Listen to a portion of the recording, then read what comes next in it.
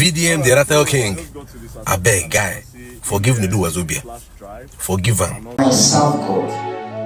I'm an Igbo boy from Okano. From Isi who walk in Igbo State. I don't hurt anybody. If maybe something where I talk don't hurt you personally, why? By why means forgive. Yeah? Forgive. Where I don't know if something I have said anywhere must have offended you, I apologize. Forgive me. But you see, from today, that's all. I love all of you. For those of you that know me and did not say anything, thank you. I understand. I understand, trust me. And for those of you that know me, or claim die, thank you too. I forgive everybody. And I love everybody. Alright, so I just say Nedu debunk the audio when I release, right? But that's not the problem. Now, I just say they say I even pay person 2 million naira may do AI. Even though they don't bring evidence, say I pay. But anyways, it's okay for them to debunk that. That's not the problem. Now, while people are debunking that, I told those people who give you the 60 million, I tell them, say, make they report to the UK government. So that anytime when you come UK, then they'll invite you. Like, when they put pressure. So the reports don't come out. I beg, guy, forgive Nedu Wazobia. Forgive him. Now they hide, they deceive him. Short people, you get how they behave, and you know, I go lie for you. If I tell you, make you believe him. Now they hide. And Nedu own common words be say, if they think passing a height, forgive him. You don't fuck up, you say don't fuck up. Remember those old good days now when they sit over some bottles, talk and stuff like that, discuss and even gossip. Because if not be gossip, what you go make a begin to tell you about Sadaboj, tell you about all those stuff and things we use against them now. I beg, remember those days. Nedu on your own.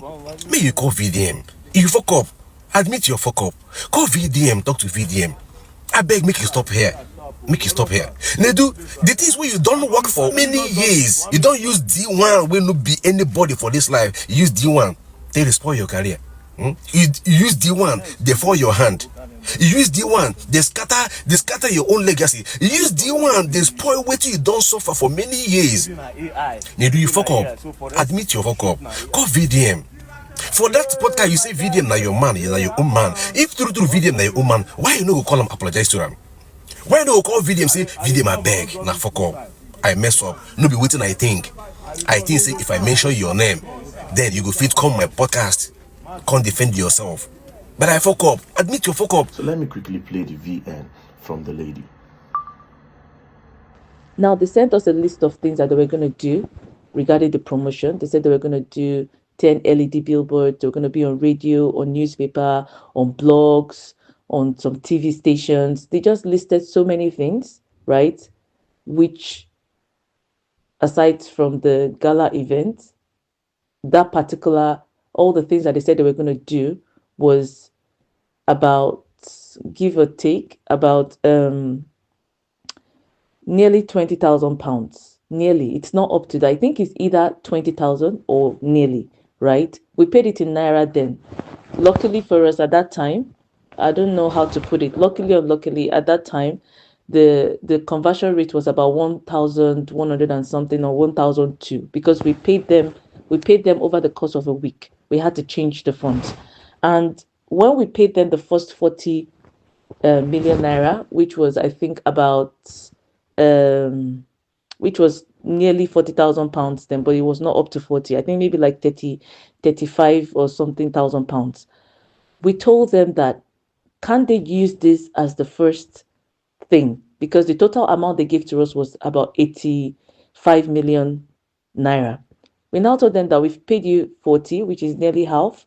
That why don't you guys just use this as your initial down payment to do whatever you need to do? Because right now you're saying that you're doing this as a free thing, and that for what it's worth, we kept insisting to them that we don't think that they're going to be able to raise funds. And I think we made our peace with that, really. We did. Because what we said, we wanted him to come to raise awareness for Lead for Good Africa, right? We did that, understanding that this is a charity, right? We just want people to know this is what they are doing and what we are doing and help their cause. But if you are now saying that you also have a charity, right, that you do, helping people to go to school and all of that, then we just want to raise awareness to that. So in this kind of things, you don't expect anything serious at first. So we were more actually interested in the publicity, in people getting to know what we're trying to do and that we're trying to do it in Nigeria, right? Because the truth is, we felt like this would just be an opportunity for us to make that kind of difference. Remember, these students come for this scholarship.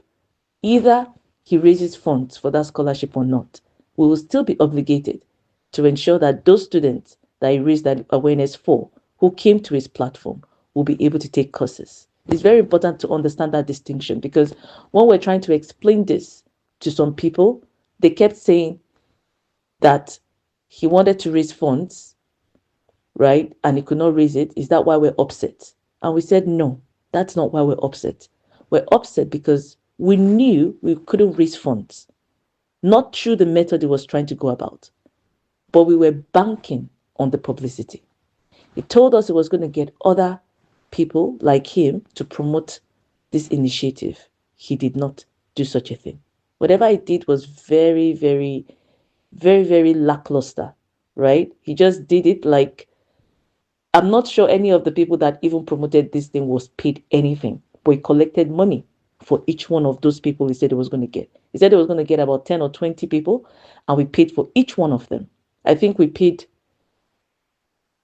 he said we're supposed to pay 500,000 naira for each of these people to just talk about this particular thing.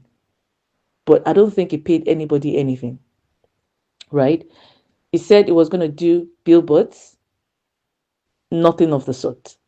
He said he was going to do radio, newspaper. He just sent us some things on radio. We don't know if they did anything or not. All we just know was that after a while, we were asked to come and pay a balance, of which, when he asked for that balance, he had not done any promotion. There was no billboard. He kept his manager, who is also a scammer. And, this is one of the first times I'm meeting a female scammer, right? Because the way she turned was so dramatic. Before she collected the money, she was all, oh, yes, ma, yes, ma. After collecting the money, she became, how much did you guys even give? We're just managing. And I was like, seriously, you guys are managing? It was on the news when some people raised 50,000 pounds for a charity in Sky News in the UK. And you guys got nearly 50,000 pounds. And you are saying that you were just managing. Seriously? I couldn't even get over that.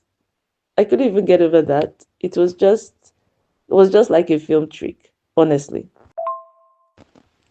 Now, this whole thing was going on, and we kept saying, you said you were going to promote. Where are the billboards?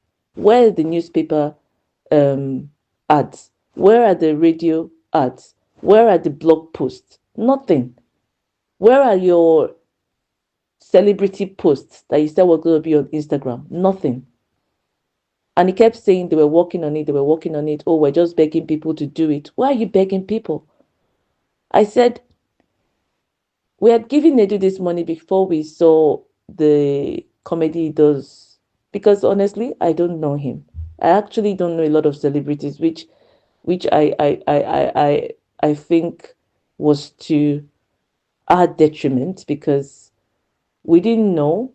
And once he just showed us, oh, I have this number of followers, we're like, okay, well, people that have this number of followers normally are celebrities. So he must be a celebrity. But I didn't know him. I've never seen any of his works before. So one day, we decided to just sit and actually, Google him. And then we now saw some of his comedy, the one where he's the Hausa man that is always going after big bumped women. And I was like, oh, wow. Okay. Okay. Well, this is not exactly the kind of ambassador we would have wanted, but well, what is done is done. Let's make the best of what we can. Because when he told us about what he does, he talked about this podcast that he's on where they talk frankly. I think it's something like Frankly Speaking or something like that with some other people. And I remember speaking to his manager and saying that, when we give these funds, right, we understand that you're going to make money from it. And that we kept emphasizing that we're not pricing anything that you're giving to us because we understand that you're going to make money from it. You see, a lot of people are always looking at Nigerians as if, oh, we're, they scam, they do a lot of things. When I say that, I think the issue is that we're not aware that when we want to offer a service, it is okay to charge for that service. But it would be nice if what you're charging for that service is commensurate to the service that you're offering. Meaning that if we gave you these funds, right, and you promoted it really well, a lot of people heard about it. We saw it trending on Instagram. We saw the various celebrities who said we're going to be posting it. You were sharing it to our pages. They were sharing it on their pages. They were doing so many things like that. We saw the LED billboards. We saw the blog posts. We found a lot of people interacting with those blog posts, stuff like that. Honestly, we would have been quite okay because even after the whole thing, I remember that we spoke to him. We said, listen, we don't want to take this anywhere. We gave you this money. Why don't you at least get all those celebrities to say we're going to post it? Just get 20 of them to do, and we'll let this go. And he said, speak to my lawyers. That was what he said.